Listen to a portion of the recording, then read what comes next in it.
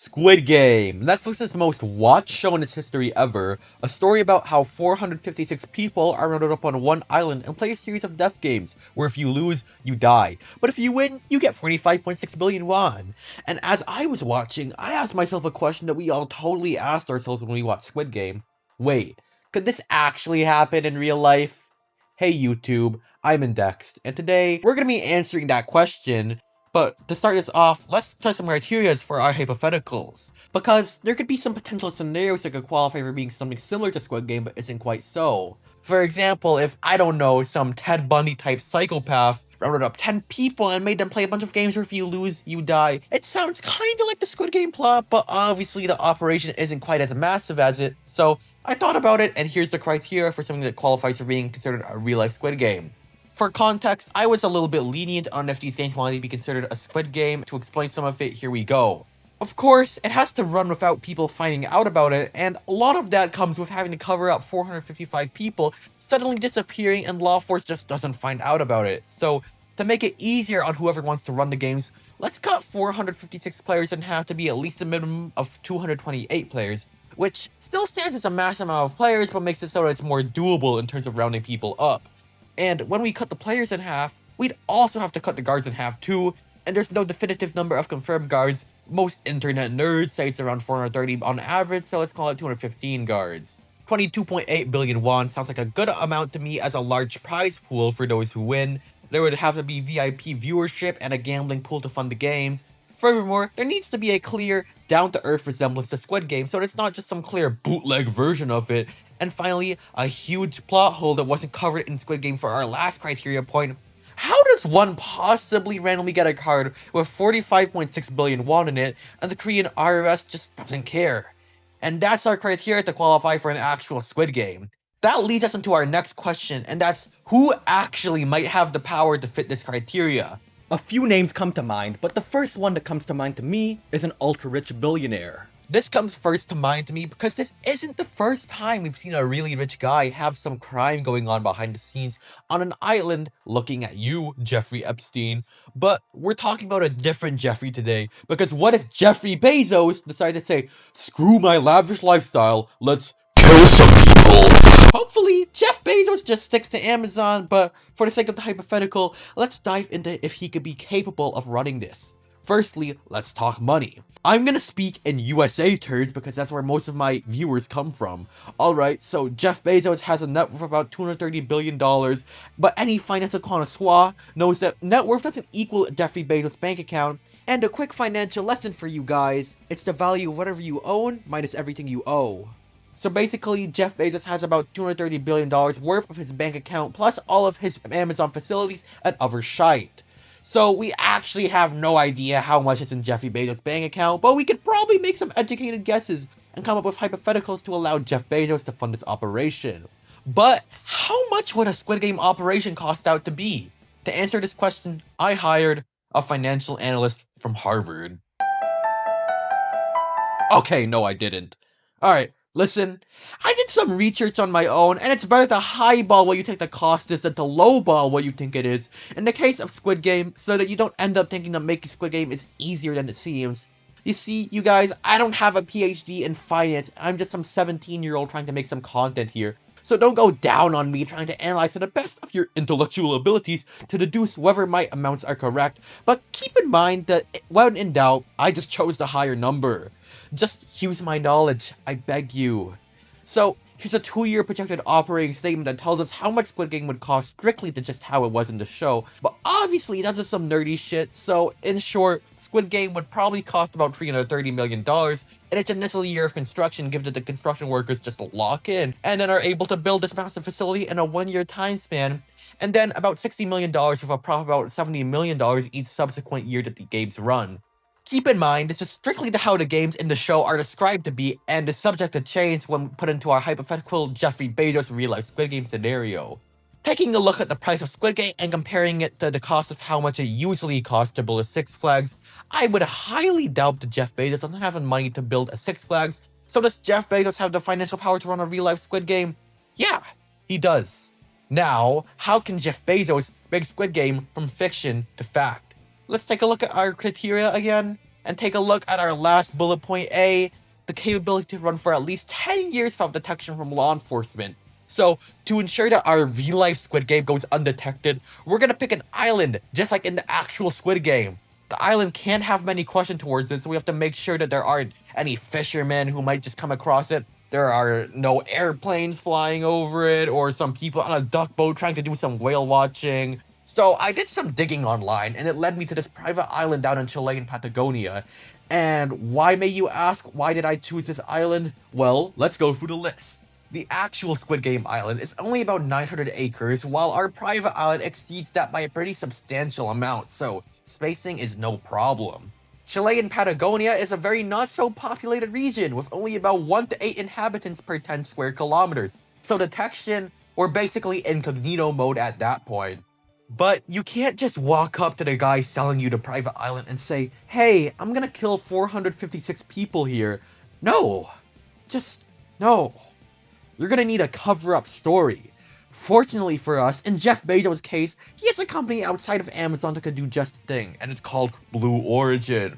Blue Origin is a space technologies company that happens to, at times, send satellites into space. So if they ask what we're using this island for, it'll be a base to send up satellites into space in order to monitor typically unmonitored locations in the southern hemisphere, namely South America and Antarctica.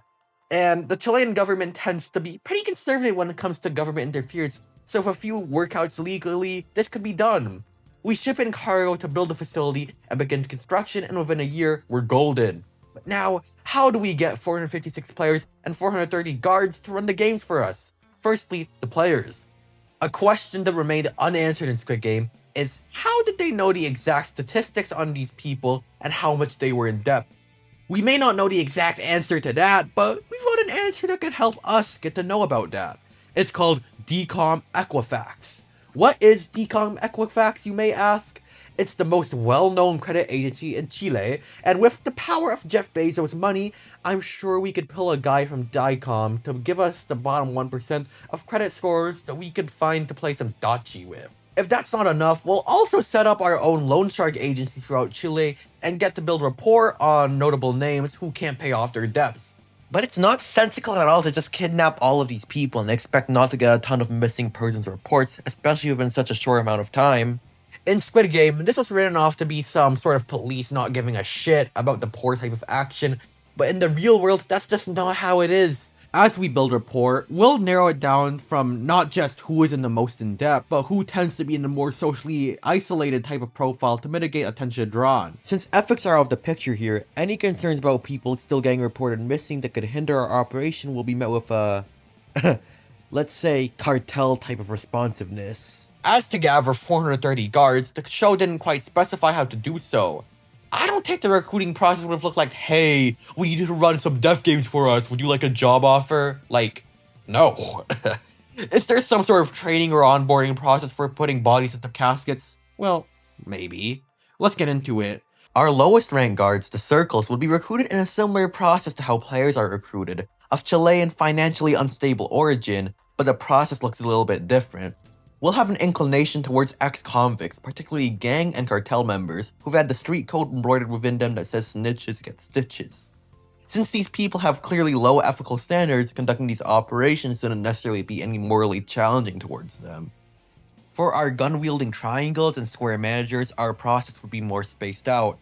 Think disgraced military operatives, former gang members, and convicts pushed to the brink of depressive circumstances, people with big financial desperation or low morals, and depending on whether it makes sense for them financially to be able to fly out, we could employ people from countries outside of Chile. And the same way we did players sign a consent clause form, we would also make the guards sign a confidentiality form, detailing that any violation of the rules of conduct would be met with hefty consequences, and a part not included in the consent form, surveillance after the games. But let's take a step back here. We've got a strategy to gather people that would mitigate the potential for a leak to occur regarding the games, but even with a pool of people that are unlikely to say anything, the numbers still don't back it up. In a single year, 455 people going missing around the same time is already shady enough. But if they didn't have that high of a social profile, the concern around them wouldn't be too much of a problem. For 1 year at least.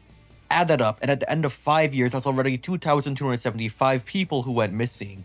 Even with our strategy of picking more socially isolated people, there's still a very good chance that someone or some group of people is gonna go through with a serious investigation to try and find them. Our island location was already sufficient enough to stop the island's detection. Even if someone did somehow manage to find it throughout all the mountainous terrain, they could easily be taken care of. After all, there's no cell signal to send any real proof of anything, and guards would just eliminate the threat. But the threat isn't in taking the games down, rather people just getting an idea of a large operation that abducts people.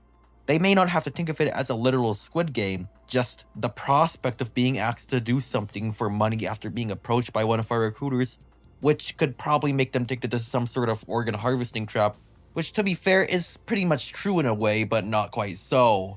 Eventually, the Chilean population will begin to ask a ton of questions, and when our people come up to ask them to play some dachi for money, they'll start to run away with us. And that wouldn't be really good for us. So, Jeff Bezos' Squid Game Chile doesn't necessarily have to be strictly to Chile.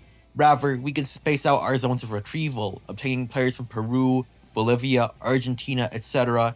If you should, just go ahead and call it Squid Game South America. That way, the zone of panic within a country is spaced out so that it isn't so densely compacted within one country.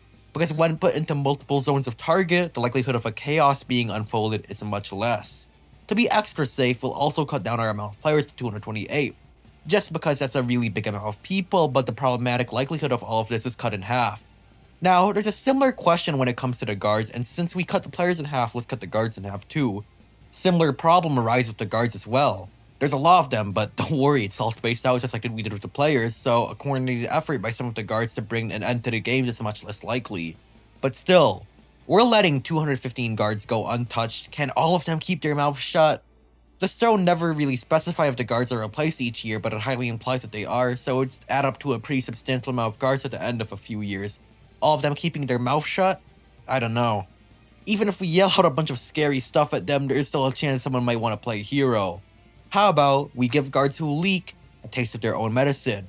As we talked about before, we're hiring mainly immoral guards who have probably done pretty bad things in the past to demonstrate that they're willing to perform operations such as our... Bro, I cannot fucking speak right now! VIP viewership shouldn't necessarily be a problem because we've already had a bunch of VIPs go into an island to do not so good stuff in the past. So Jeff Bezos reaching out to the Epstein entourage? Doesn't sound so bad to me. Our gambling system would have to be fixed in a way, however, because our show doesn't necessarily talk about how the gambling system works, but I guess we'll take a sports betting odds type of action with this. If you've never used DraftKings before, I highly suggest you use it. Wait, I'm gonna get off topic here. Well, okay, the point is sports betting odds look like this. The lower number is, the higher the chance your bet will hit, but with that, the less money you'll get paid out of it if it does hit. That's what our gambling system will look like. Odds will be adjusted as the games go on and will not be limited to simply which player will win the game, but rather over-unders as well. For example, player 1940/U, 0.5 kills and lights out. Sounds like an easy under for me. Alright, so we've got literally almost every single one of our criteria covered. We found a feasible way to ensure law enforcement obliviousness for our Squid Game. We've covered the minimum number of players and guards. We've got VIP viewership, and paying the winner isn't exactly a problem. And our games are the exact same games in the real Squid Game. So we've covered every one of our criterias except for one. How does the IRS simply not catch the winner suddenly obtaining 45.6 billion won? The answer is overseas relocation. I propose that the winner gets a new identity prepared by us, relocated to a country that is pretty lax on private wealth disclosure, countries like Thailand or Uruguay, and like in the actual show, we've already got a bank account set up in their name. And that is, for you guys, is the answer for our question, could Squid Game actually happen in real life? The answer, if you're someone like Jeff Bezos, then yeah, you could probably make it happen. But real talk though, if you want the actual correct answer, no. Everything I said in this video is all hypotheticals and relies on an extreme amount of luck and coordination, and no matter how much bribery or threats are made, the likelihood that someone won't find out about it is extremely low.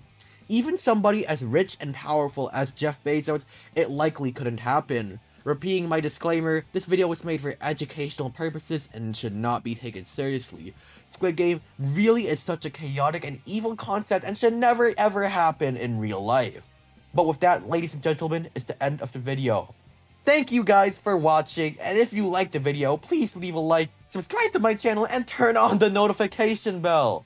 See you next time!